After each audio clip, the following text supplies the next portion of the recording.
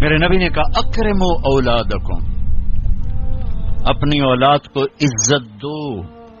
میری بات دھیان سے سنو کہ اپنی اولاد کو عزت دو، تب عزت واپس آئے گی، ورنہ کبھی نہیں آئے گی. ایک صحابی ہے کہ جی میں نے اپنے بچے کو یہ گفٹ کیا ہے، یہ گفٹ کیا ہے. آپ نے کہا اور بچوں کو بھی کیا ہے؟ ہاں، اور یہ میں نے گفٹ کیا، میں آپ کے سامنے آپ کو گواہ بنانا چاہتا ہوں. تو آپ نے کہا اوروں بیٹوں کو بھی دیا ہے؟ کہا جی نہیں، اوروں کو نہیں دیا. کہا میں ظلم کا ساتھی نہیں بن سکتا، چلا جا واپس. تیری اولاد میں نفرت پیدا ہو جائے گی. کسی ایک کو ترجیح دو گے، باقی میں تم زہر ڈال رہے ہو. یہ چاروں طرف بکھرے ہوئے مسائل ہیں. اور میرے نبی کیسے عزت دیتے تھے؟ آپ کی اور حضرت فاطمہ کے گھر کی دیوار ایک تھی، اور آنا جانا روز کا کام تھا. روز جب حضرت فاطمہ رضی اللہ تعالیٰ عنہا گھر میں تشریف لاتی، میرے نبی بیٹھے ہوئے چارپائی پر، زمین پر، یا کسی موڑے پر، کرسی پر. کرسی بھی تھی میرے نبی کے گھر، بلکہ مجھے ایک حدیث بھی یاد آ گئی. آپ مسجد میں تشریف لائے تو آپ کے لیے کرسی رکھی گئی، ممبر کی وجہ کرسی رکھی. تو آپ بیٹھے نہیں رہتے تھے، آؤ بھائی فاطمہ کی حال ہے، اب کھڑے ہو جاتے. آپ کھڑے ہو جاتے، اور یہاں نہیں کھڑے رہتے تھے، یہ دروازہ. آپ تیزی سے آگے بڑھتے، اور حضرت فاطمہ کیسے ہاتھ پکڑ لیتے تھے اور ہاتھ کا بوسہ لیتے تھے. یہاں ادھر بوسہ لیتے، اور ہاتھ پکڑے پکڑے پکڑے پہلے بیٹی کو بٹھاتے تھے، اس کے بعد خود بیٹھتے تھے. یہ آپ نے عزت دی اپنی اولاد کو. ہم کبھی اٹھتے ہیں اپنی اولاد کی؟ ہماری اولاد کو جرأت نہیں ہوتی کہ اپنے دل کی بات اپنے ہم سے کر سکے. اور ایک دوسرا ہے کہ ہم ان کو نہ نبی بتاتے نہ قرآن بتاتے. میں بیٹھا تھا اپنے گھر فیصل آباد، تو ایک نوجوان، اس کا باپ کہا جی یہ میرا بچہ نو سمجھاؤ، اور اس کا باپ روئی جا رہا، اور ایسے پتھر بن کے بیٹھا ہوا. میں بڑا حیران ہوا، پیو روندا پہ ہے تو انج بیٹھا جی میں مورتی ہوں. تو میں اس کو جانتا بھی نہیں، میرے اوپر اثر ہو رہا ہے، اور جو انہوں پالیا پوسیا ایتھو تائیں پڑھایا، وہ پتھر بیٹھا ہوا. میں کیا شیخ صاحب اس کو پڑھایا کہاں تھا؟ کہا جی امریکن سکول. اس کے بعد کہا جی آسٹریلیا. میں کہ ہوں تسی ہور روبو، انہوں تو پتہ ہی کوئی نہیں باپ ہوندا کی، انہوں کی پتا پیو کی ہوندا. باپ کا پتہ تو قرآن بتاتا ہے، باپ کا پتہ میرے نبی کی زندگی بتاتی. انہیں کیا پتا ماں باپ کیا ہوتا؟ یہ تمہیں رونا ہی پڑے گا. پھر آپ نے والدین کے لیے بتایا. آپ نے کہا کاش میرے ماں باپ زندہ ہوتے، جو کہ ماں باپ تو باپ ہی تو دیکھا ہی نہیں، ماں کو دیکھا 6 برس. کاش میرے ماں باپ زندہ ہوتے، میں ان کی بڑی خدمت کرتا. اور ان میں سے کوئی ایک ہوتا ہے ماں کو کہ چونکہ ماں دیکھا نا، باپ تو دیکھا نہیں. تو کہا میری یہ حسرت ہے کہ میں مصلی پہ کھڑا ہوتا اور میں عشاء کی نماز پڑھ رہا ہوتا، اور میں سورۃ فاتحہ پڑھ رہا ہوتا، الحمدللہ رب العالمین، اور میرے گھر سے میری ماں مجھے کہتی محمد، تو میں ماں کے لیے نماز توڑ کے کہتا لبیک اما جان. نفل نہیں، فرض نماز. میں کہتا اماں جی لبیک، میں حاضر ہوں. یہ آپ نے اپنی ماں کے لیے تمنا کا اظہار کیا. اور پھر جب آپ حج پہ تشریف لے گئے، ماں کا انتقال ہوا تھا 6 برس کی عمر، آپ جا رہے ہیں 63 برس کی عمر میں. 57 برس کا فاصلہ ہے. 7 دن بعد آنسو نکالنا بھی چاہو تو نہیں نکلتے. 57 برس گزر چکے ہیں، اور آپ حج کے لیے نکلے مدینہ سے 26 ذوالقعدہ اتوار کے دن. 25 کو نکلے آپ مدینہ سے بروز ہفتہ، اور ٹھہرے ذوالحلیفہ اور اتوار کو چلے، اور پھر آپ 4 کی رات کو مکہ پہنچے. بیچ میں 1 یا 2 کو آپ ابوا پہنچے، جہاں آپ کی والدہ ماجدہ انتقال فرما گئی تھیں. جب آپ مدینے سے واپس آ رہی تھیں تو 3 افراد تھے، ایک ماں، ایک ام ایمن، وہ ماں ہیں انہوں نے دودھ پلایا، ایک آپ کی ذات مبارک، اور ابوا کے پہاڑوں میں آ کر زندگی ہار گئی. میں وہاں گیا, میں نے زیارت کی.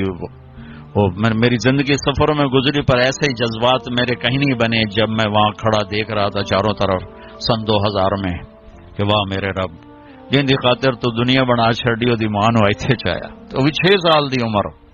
ہوئے ہوئے ہوئے ہوئے ہوئے کیا گزری اس بچے پر جس کے آنسوں پہنچنے کے لیے نہ باپ ہے, نہ بہن ہے, نہ بھائی ہے, نہ چاچا, نہ دادا. نوکروں سے کہاں تسلی, وہ تو نوکرانی تھی. چلو اللہ 4 دن روک لیتا تو مدینے میں موت آتی, تو ادھر بھی رشتے دار موجود ہیں. 4 دن پہلے نکال دیتا تو مکے پہنچ جاتی, وہاں موت آتی تو وہاں بھی موجود ہے. یہ کیا سٹ بنایا کہ جنگل میں ماں کو موت دی, 25 سال کی عمر. میں ہر دفعہ روتا ہوں جب میں یہ قصہ سناتا ہوں. میں ہزاروں دفعہ 2000 سے سنا رہا ہوں, 17 سال ہو گئے سناتے ہوئے, لیکن میرے آنسو نہیں تھمتے کہ میں وہاں پہنچ جاتا.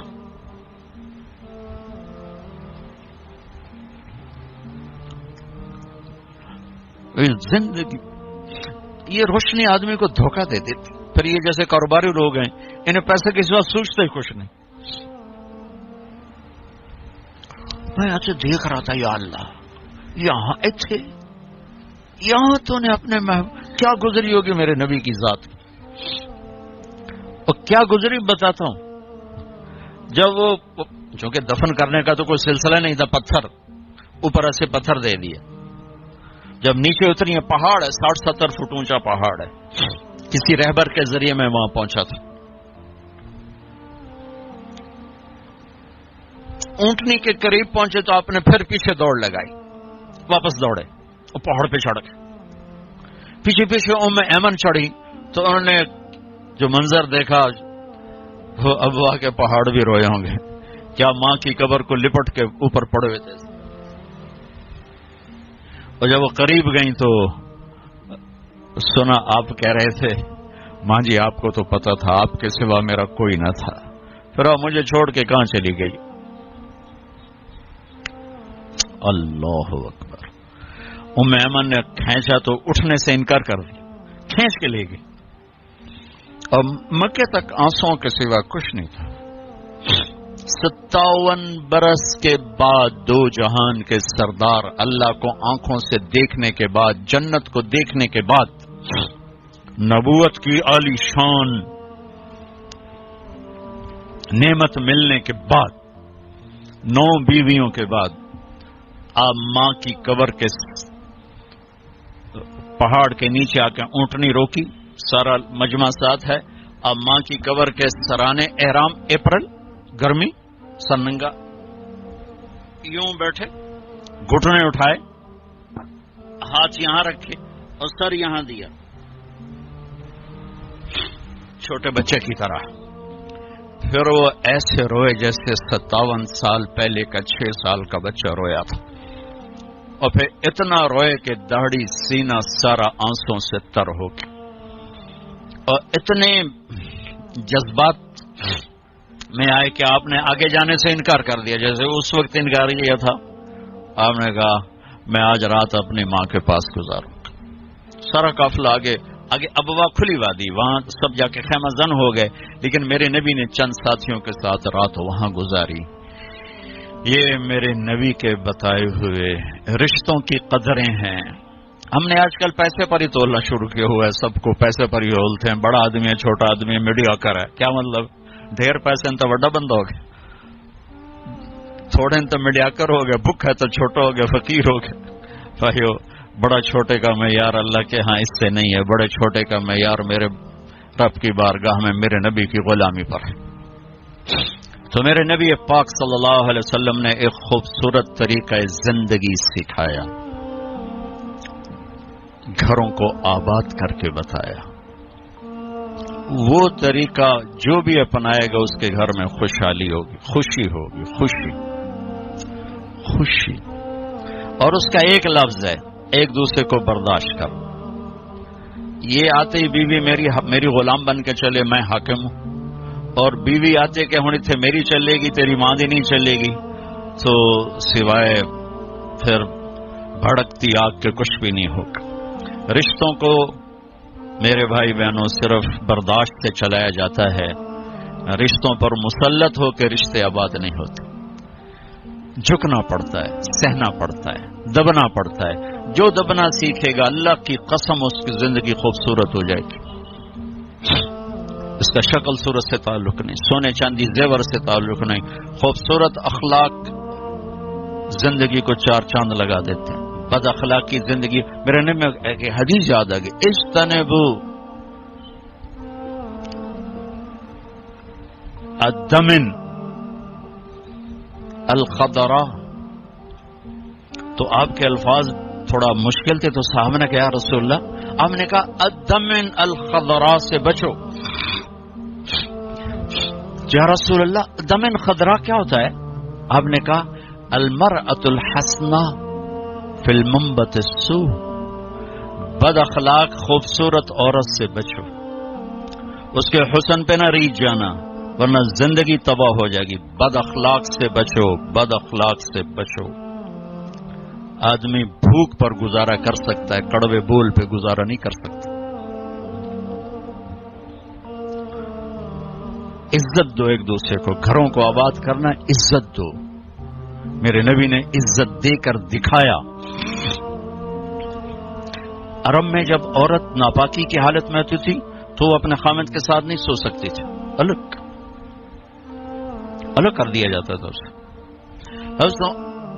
حضرت ام سلمہ رضی اللہ تعالیٰ عنہ، حضرت ام سلمہ رضی اللہ تعالیٰ عنہ وہ رات کو اللہ کے نبی کے ساتھ ایک چارپائی پر سوئے ہوئے، تو انہیں محسوس ہوا کہ وہ ناپاکی کی حالت میں چلی گئیں. وہ چھپ کر کے اٹھ گئیں اور جا کر کپڑے تبدیل کر کے ایک طرف ہو. آپ کی آنکھ کھلی، دیکھا ام سلمہ نہیں، دیکھا تو ادھر اللہ کی نفس تھی. لگتا ہے تجھے مینسس کا جیاں کا، ادھر میرے پاس ہی آ کے لیٹو. دوبارہ اپنے پاس آ کے ان کو لٹایا. یہ عزت ہے جو میرے نبی نے اپنے گھر والوں کو دی ہے.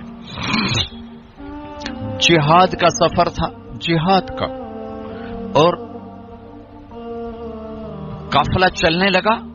حضرت عائشہ بیٹھ گئیں، ٹھیک، تو یوں دیکھا تو گلے میں ہار کوئی نہیں. تو انہیں کہا یا رسول اللہ میرا تو ہار گم ہو گیا. تو آپ کہتے تجھے ہار کی پڑی، ادھر جہاد کا سفر ہے، چل.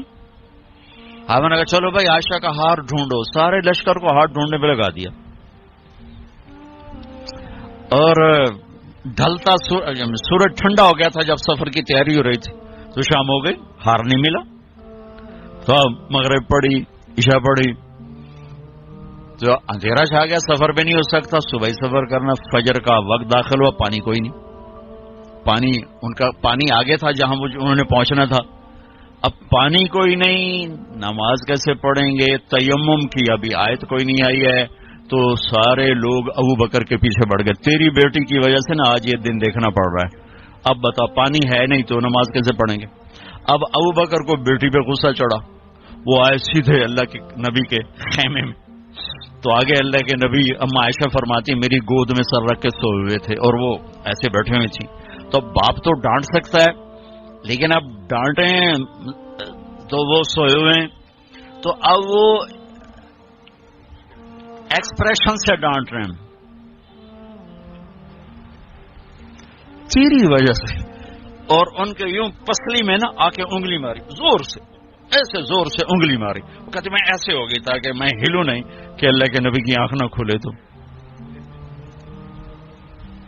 یہ کیا غصہ اتار کے باہر آ گئے، باہر وہ تانے پڑ رہے. اللہ کے نبی کی آنکھ کھلی، نماز کا یا رسول اللہ پانی کوئی نہیں، نماز کیسے پڑھیں گے؟ اب اسی پریشانی میں تھے کہ جبریل آ گیا، فتیمم صعیدا طیبا، چلو ہم مٹی سے وضو کی اجازت، تیمم کرو. کبھی کسی امت کو تیمم نہیں ملا، بلا مٹی سے بھی آدمی پاک ہوتا، منہ سے مٹی مارو بندہ پاک ہوتا. آپ نے چلو منہ پہ ایسے کرو ایسے، چلو نماز پڑھو بھائی. تو پھر وہ جو پہلے سب ناراض ہوئے ابو بکر سے کہنے لگے بھائی ابو بکر آج تیرے گھر کی تو کتنی بڑی رحمت ہمیں مل گئی، کتنی بڑی برکتیں ہمیں مل گئی. تو تیمم کی آیت اتری اس موقع پر جب حضرت عائشہ کا ہار گم ہوا، آپ نے سب کو اس کے ڈھونڈنے پہ لگا دی. تو فجر کی نماز ہوئی، تھوڑا سویرا ہوا، تو پھر حضرت عائشہ کہنے لگی یا رسول اللہ چلو ہار تو ملتا نہیں، چلیں. پھر آپ نے کہا چلو بھائی کوچ کرو.